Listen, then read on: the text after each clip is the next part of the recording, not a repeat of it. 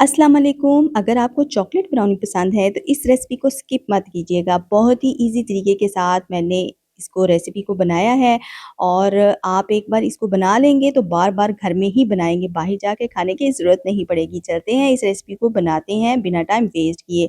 यहाँ पे तकरीबन मैंने मैदा लिया है 147 ग्राम जो कि 1 कप के हिसाब से है, ठीक है जी। और यहाँ पे चीनी जो मैंने मिकदार में कम ली थी तकरीबन 269, ठीक है, ग्राम के हिसाब से मैं ले रही हूँ चीज़ें। और यहाँ पे मैंने कोको पाउडर लिया है 62 ग्राम। इसके बाद मैंने इसमें चॉकलेट जो कि मैंने दूध के साथ मेल्ट कर ली थी 240 ग्राम ली है, ठीक है।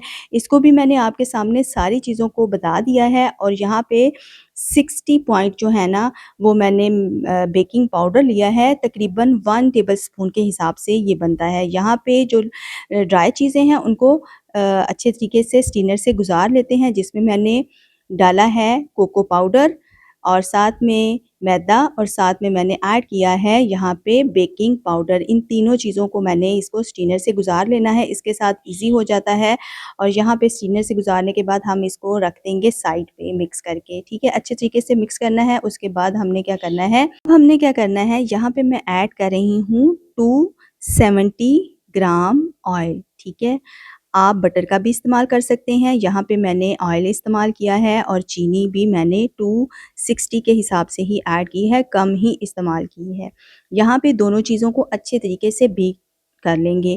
केक की तरह बीट नहीं करना और इसको फ्लफ़ी भी नहीं करना। जैसे ही चीनी और ऑयल अच्छे तरीके से मिक्स हो जाएँ तो आपने क्या करना है, 2 अदद अंडे लेने हैं रूम टेम्परेचर पे, ठीक है जी। यहाँ पे रूम टेम्परेचर पे मैंने 2 अदद अंडे लिए हैं, उनको मिक्स कर देना है। यहाँ पे अंडे भी अच्छे तरीके से बीट कर लेने हैं। एक तो होता है बहुत ज़्यादा फ्लफ़ी करना जो कि केक बहुत अच्छे से स्टफ़ और स्पंजी बनता है, वो वाला हमने इसको नहीं बनाना। हमने बिल्कुल नॉर्मल तरीके से इसको बीट करना है। वनीला एसेंस ऐड करना है, हाफ़ टी स्पून मैंने इसमें नमक का ऐड किया है और यहाँ पे डार्क चॉकलेट को मैंने मिल्क के साथ मेल्ट कर लिया था, वो इसके अंदर ऐड कर रही हूँ। अगर आपको कॉफ़ी का फ्लेवर पसंद है तो आप हाफ़ टी स्पून कॉफ़ी भी इसमें ऐड कर सकते हैं, उसके साथ भी फ्लेवर बहुत ज़बरदस्त आता है। सारी चीज़ों को अच्छे तरीके से बीट कर लेंगे, ठीक है जी। बहुत ज़्यादा बार-बार कह रही हूँ बीट नहीं करना। ब्राउनी को बनाते वक़्त केक की तरह हमने इसको बीट नहीं करना होता, हमने बहुत नॉर्मल हाथ के साथ इसको बीट करना होता है। बस अब हमने क्या करना है, ड्राई इंग्रीडिएंट्स ऐड कर देने हैं। ये रहा हमारा बिल्कुल नॉर्मल जो घर में बहुत ही ज़बरदस्त आप ब्राउनी बना सकते हैं, वो वाली रेसिपी आपके साथ शेयर कर रही हूँ। होपफुली आप इसको पसंद करेंगे। यहाँ पे अच्छे तरीके से मिक्स कर लेना है।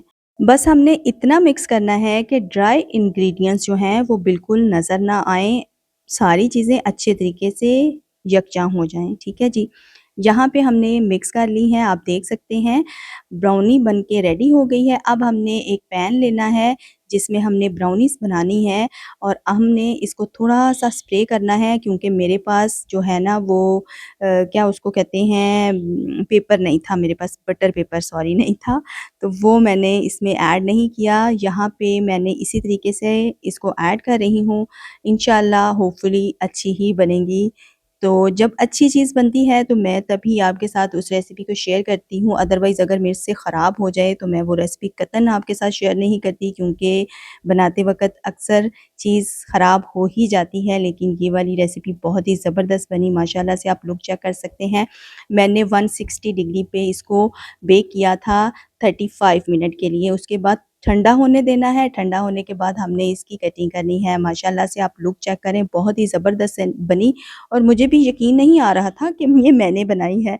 तो होपफुली आपने इस रेसिपी को पसंद किया होगा तो लाइक, शेयर, कमेंट ज़रूर करिएगा। अपनी फैमिली मेंबर्स के साथ भी ज़रूर शेयर करिएगा। अब हम इसकी कटिंग करते हैं। माशाल्लाह से लुक चेक करें, लुक दिस। लेकिन बात ये है कि अगर आप मेरे चैनल पे नए हैं तो मेरे चैनल को ज़रूर सब्सक्राइब कीजिएगा, बेल आइकन को प्रेस कीजिएगा ताकि मेरी हर नई आने वाली वीडियो का नोटिफ़िकेशन आपको सबसे पहले मिल सके और मैं आपको होममेड जिस तरीके से मैं घर में खाने बनाती हूँ आपके साथ शेयर कर सकूँ, और भी टिप्स एंड ट्रिक्स। तो चलते हैं इसको फाइनल लुक आपके साथ शेयर करते हैं। इंशाल्लाह आप इसको बनाइएगा, आपको ज़रूर पसंद आएगी। आप देख सकते हैं। मिलते हैं एक नई रेसिपी के साथ। दुआ में याद रखें। अल्लाह हाफ़िज़।